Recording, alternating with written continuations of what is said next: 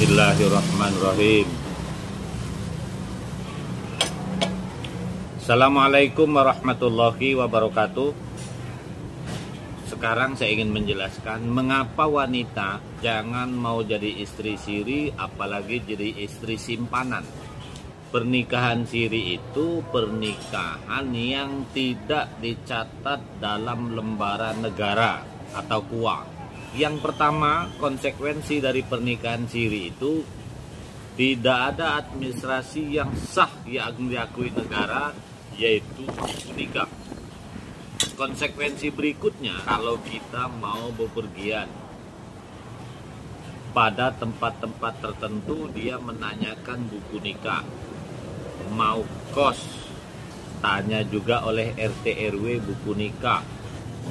Begitu anak lahir nanti, misalnya punya anak, nanti anak bagaimana membuat suratnya. Bisa saja nanti anak dibinkan ke ibunya, ayahnya tidak dimasukkan di situ. Konsekuensi berikutnya, kalau masuk sekolah nama bapaknya tidak disebut. Konsekuensi berikutnya, itu ada beban psikologis bagi anak. Kalau kita mau membuat paspor juga harus menunjukkan buku nikah. Intinya rentetan berikutnya akan bermasalah. Malah sekarang mau jadi P3K, mau jadi PNS pun diminta juga pernikahan orang tuanya. Kan repot kan? Ini zaman sudah berubah, bukan zaman dulu lagi. Kedua, istri siri, kalau sebelumnya suami itu masih beristri atau belum cerai, dia disebut pelakor jahanam. Tidak ada gelar yang paling buruk bagi istri selain pelakor. Maaf, kalau pelacur atau PSK masih lebih terhormat, karena dia tidak merebut suami orang. Dia hanya butuh duitnya saja. Tahu pelakor? Pelakor itu perebut laki orang. Dan itu cap yang buruk bagi dirinya, malu, keluarga malu, anak cucu kita juga malu. Kemudian yang ketiga, pada umumnya suami tidak serius bertanggung jawab kepada istri.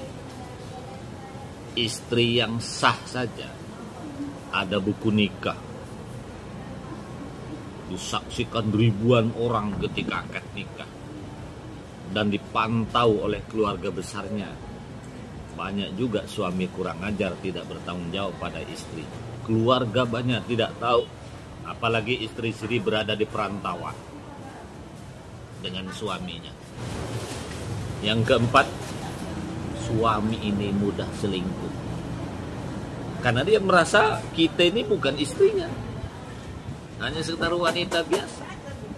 Coba bayangkan, kalau nikah resmi di kantor KUA, ini ada kekuatan hukum.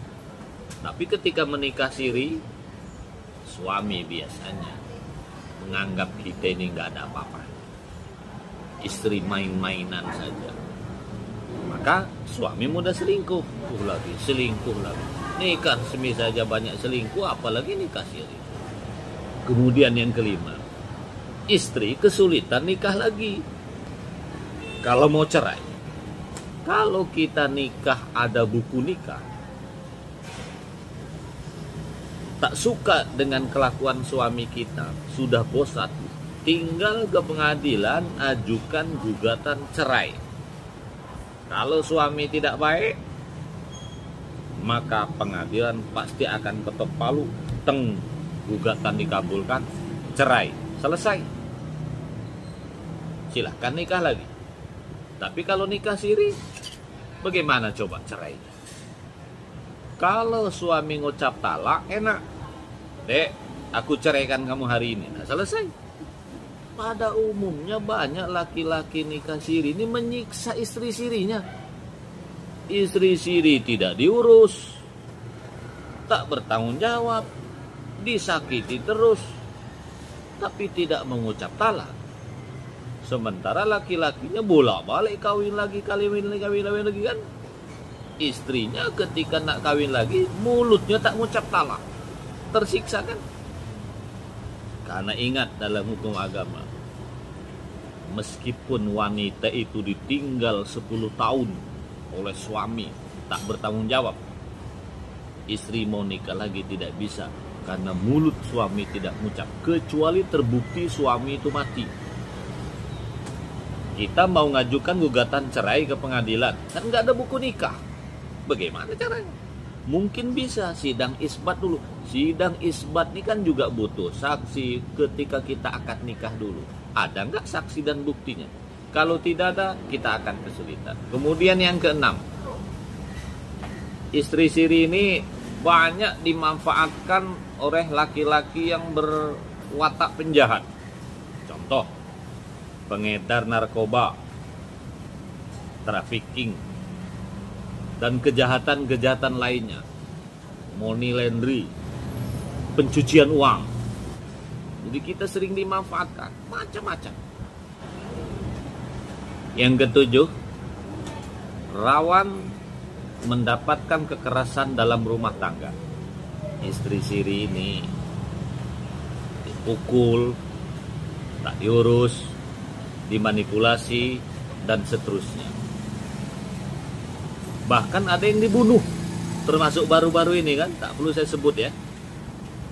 Jadi intinya istri siri ini sering mendapatkan kekerasan dalam rumah tangga, termasuk pembunuhan, bahkan ada yang dimutilasi. Ada yang organ tubuhnya dijual ke pasar gelap. Kemudian yang terakhir, keluarga kurang peduli. Wanita ini akan merasa nyaman, akan merasa aman ketika keluarga besar itu melindungi kita. Meskipun kita hakikatnya pelindung utama itu suami, tapi ada pelindung lain, yaitu keluarga kita. Ayah kita, ibu kita, paman kita, keluarga kita. Kalau kita nikahnya resmi, negara melindungi kita, dan keluarga besar yang menyaksikan kita nikah itu, dia mengawasi kita. Kalau dia terdengar suaminya menyakiti, secepat kilat dia akan menolong kita. Coba kalau nikah siri, dia itu tak dengar cakap saya dulu. Apalagi nikah sirinya, keluarga pun tak ada yang tahu. Intinya sahabatku, khusus bagi wanita ya, jadilah wanita terhormat. Jangan mau nikah siri. Maka jadilah wanita terhormat. Jangan mengobral dirimu dengan harga murah. Mau nikah siri. Kepada keluarga, khususnya ayah ibu, kalau kita punya anak, cepat carikan jodoh anak kita itu. Pada para janda-janda yang punya anak, kalau mau nikah siri, pertimbangkan baik-baik. Jangan korbankan dirimu atau anakmu demi kebahagiaan sesaat. Demikian, Assalamualaikum warahmatullahi wabarakatuh.